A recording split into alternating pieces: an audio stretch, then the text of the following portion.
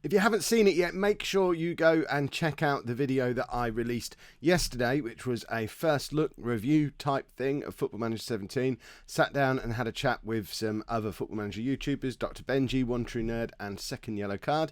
Came out yesterday, it's on this channel. Well worth a look.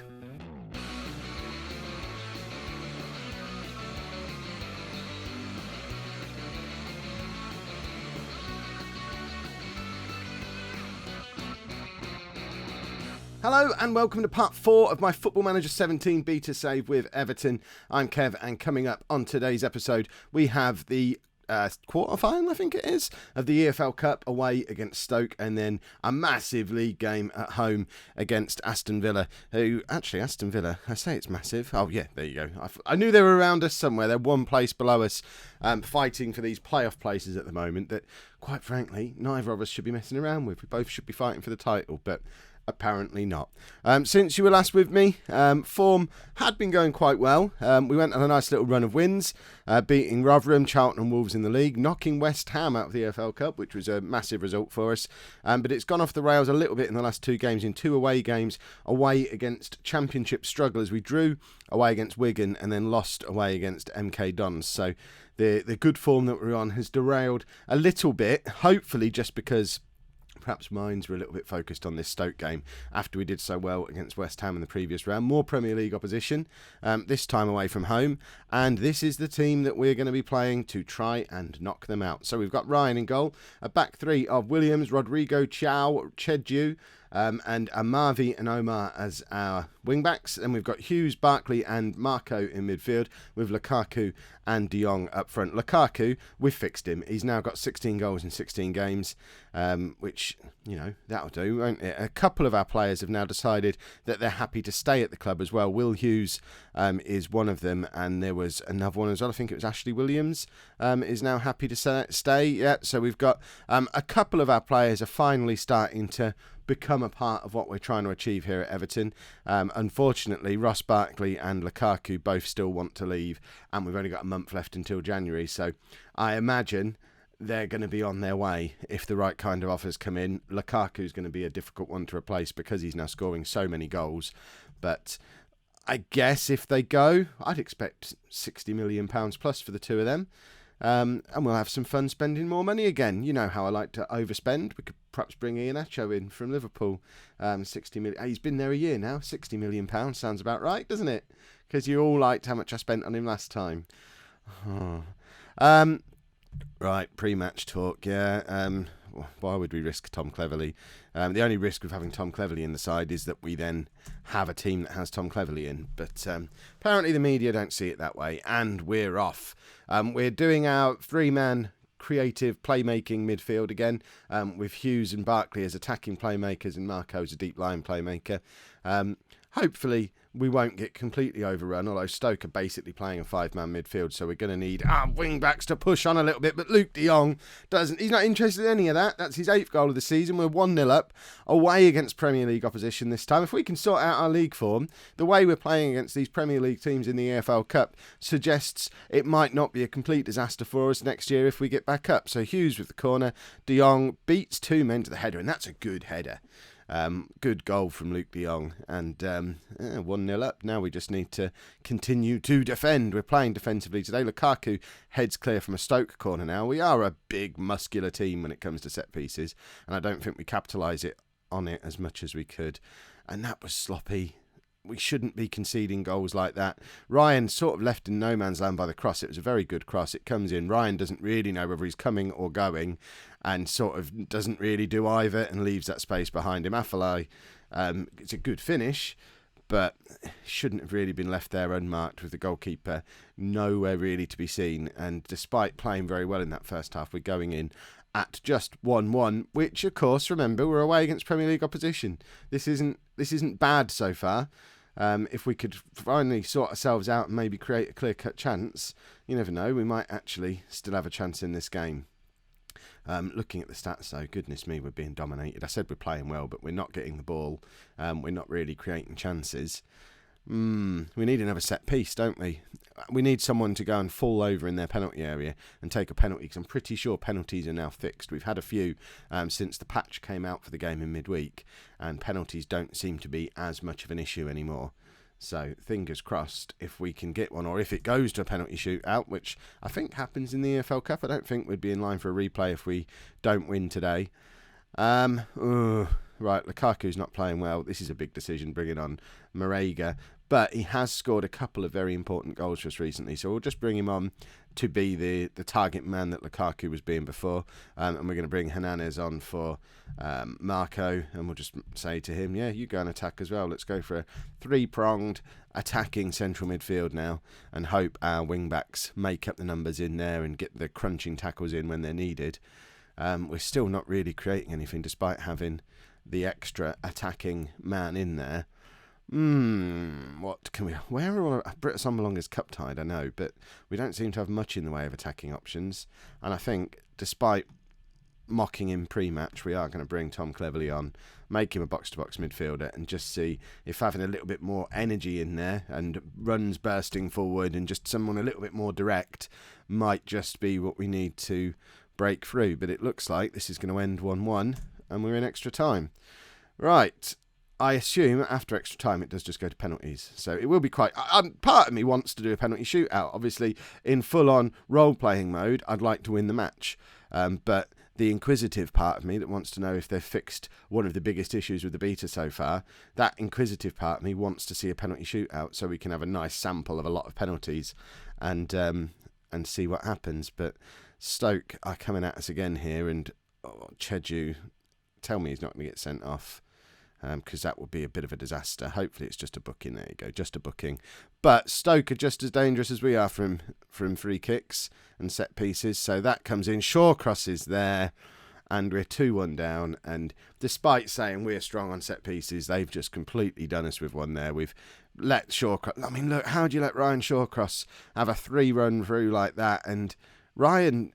again, probably should have done a little bit better. It was basically straight at him, but it's hit with enough power to just sort of ricochet off him and end up in the back of the net. And we probably need to go for this a little bit. And the problem with doing that is that we're going to open ourselves up to, there's no point going for it now.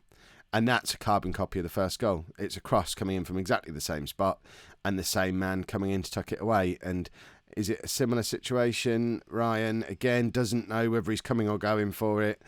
And, fitness. We'll blame it on fitness. We did well in normal time. Do we go... I guess we've got 15 minutes. And I was planning on making a tactical tweak, but they're just all over us now. They've still only had the one clear-cut chance. They've just decided to just step their game up. We've ducked. Whoever that is in the wall, he ducked under that. Who is it? I probably could have paused and had a proper look. Hernandez trying to do the same thing, but unfortunately not. It was Ross Barkley that he stayed highlighted. So Barkley ducked under the free kick. What an incredibly useful part of the wall he was.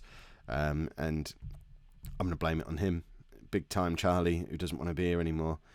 He's perhaps trying to engineer a move to Stoke. Doesn't he realise he won't be able to play in the final because he's already playing for us? But he obviously wants to impress his potential new teammates. Right, Marega, what can he do? Finds Cleverley. Hernandez, we're actually getting some attacking time on the ball for the first time in ages. Omar now, cross comes in, Dion, Cleverley, and we force a save out of Butland. I mean, this is all too little too late. We finally had our first clear-cut chance of the game. And, I mean, Cheju, again, forcing a save out of Butland. If we look at it on clear-cut chances, it is 1-1. We've not played really badly against a Premier League side, but unfortunately, the quality of their finishing has just been at another level to ours. And despite only having one clear-cut chance, they have managed to engineer 24 shots and tucked 4 of them away. We've now had 2 clear-cut chances to their 1. We're being mugged, everybody. We've gone away to a Premier League side and we're being mugged. There's no shame in this. We've done all right, but we're going to blame Ryan, because I reckon at least 3 of them were savable, and Ross Barkley ducked out the way of the 4th. Never mind, eh? I don't think we deserve to lose today. I think we played okay considering. But at least we've got rid of that distraction. Who needs the cup anyway? We didn't even want to win it. Right, massive game now against Aston Villa. The board have just given me my monthly feedback and said, could we performing a little bit better? But our recent form should see us move up the table. That's what they've said. Our recent form hasn't been great. We haven't won in 3 games now. But obviously one of them was against Stoke. But we really do need to get back to winning ways and get back to this kind of form where we won 4 championship games on the bounce. We need to get back playing like that and start to force our way up the table a little bit. And a defeat against Aston Villa, who are one of our playoff rivals, could be a disaster. We're going into this a little bit more attacking. We've switched off the defensive onto control and moved up from structured to flexible on our team shape, and also made a few of the players a little bit more attacking. So the fullbacks are going to push on in addition to the midfielder and striker that we usually have on attacking. So hopefully we can create a little bit more going forward. There are a couple of changes. We've got Hernandez coming in for Barkley. I couldn't remember the change I'd made there. Goodness me. Barkley, I'm still upset that he ducked under that free kick, and also he's tired. So we'll have Hernandez in because he looked impressive when he came on, and he can be our attacking threat from the midfield. Other than that, we're unchanged from the team that largely played pretty well. Against Stoke, we're 6-1 on to win this game.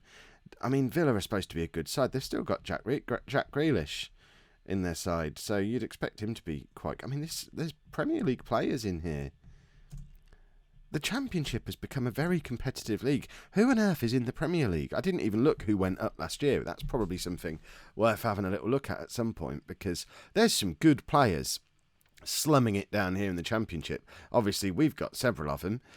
Hughes and Barkley and Lukaku. They shouldn't be playing at this level. Lukaku's in there and we're 1-0 up after 36 seconds. It's his 17th goal of the season now. There's just no way we're keeping hold of him in January. We've got less than a month left now. I mean, it might be 2 months if we can keep into the end of the window. But realistically, it's took us a long time to build up his morale again after turning down the offer from Man City in the summer, which made him very sad. So he didn't play well for a good 5 or 6 games after we turned down that initial bid from City. So realistically, we're going to have to accept just about any offer that comes in for him. And De Jong has hit the post. I like the fact that Luke De Jong is coming into form just at the kind of time when we might be having to prepare for life without Lukaku. Because, you know, we signed him to be our main spearhead. We assumed we wouldn't have Lukaku at all this season, and De Jong was brought in for a lot of money to do exactly what he's finally starting to do and pose a goal threat. So hopefully we've still got Enner Valencia, Britt Sombalonga.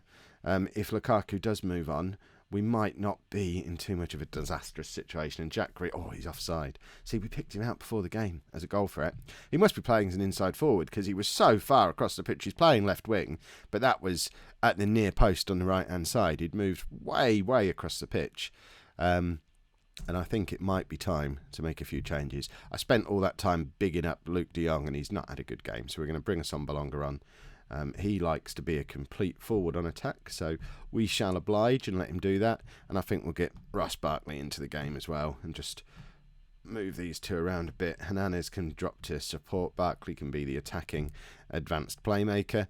And hopefully we can just nab another goal and just take this game away from Villa a little bit, because they're starting to push on a little bit just lately. I am a little bit worried that Sombalonga still hasn't scored a goal for us. He's not really started any games, but he's had quite a few appearances off the bench now and doesn't seem to be the same kind of goal threat that we saw him be when we played against Forest earlier in the season, and that's not the goal we were hoping for. Was Ryan out of position again? Do I need to stop picking on Ryan? Because I wonder if this is because we're making him this is nothing to do with being a sweeper keeper. He's just... For a sweeper keeper, he's really reluctant to come off his line and come for crosses. And it's only something that I'm really noticing these last few games. But he seems pretty scared to come off his line. Now, I don't know. Again, I know there's been a patch to the game. I don't know if they've tweaked that maybe and made keepers less reluctant to come charging out, because he was really quite dominant leading up to that. But it's a bit of a worry that we need to keep an eye on. And Sombalonga misses out again, and Villa are breaking on us. And Sombalonga just looks on a different planet half the time. We need Enner Valencia back fit again, quick. And Ryan does make a good save there, but Villa are all over us now. That's their third clear-cut chance. We're gonna be lucky to come out of this game with a draw, I think. And our form is starting to become worrying.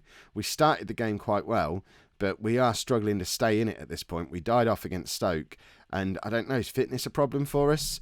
We have played a lot of games, I guess, with that cup run, but these are Premier League players. They should be used to playing a lot of games. Right, let's get Cleverly on for Marco, get a bit more energy into that midfield. I probably need to start thinking in terms of a bit more rotation. We have got a big squad with a lot of quality, and midfield, for example, we signed a lot of midfield players in the summer who haven't really played at all for us yet. We probably need to start rotating because I think the fitness levels are starting to become a bit of a problem.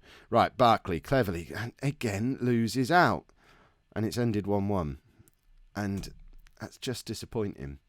We're closing in on the halfway point of the season now, and I mean we're still very much part of the playoff picture, but the gap between us and the automatic promotion place, QPR and Derby, are starting to run away with it a little bit.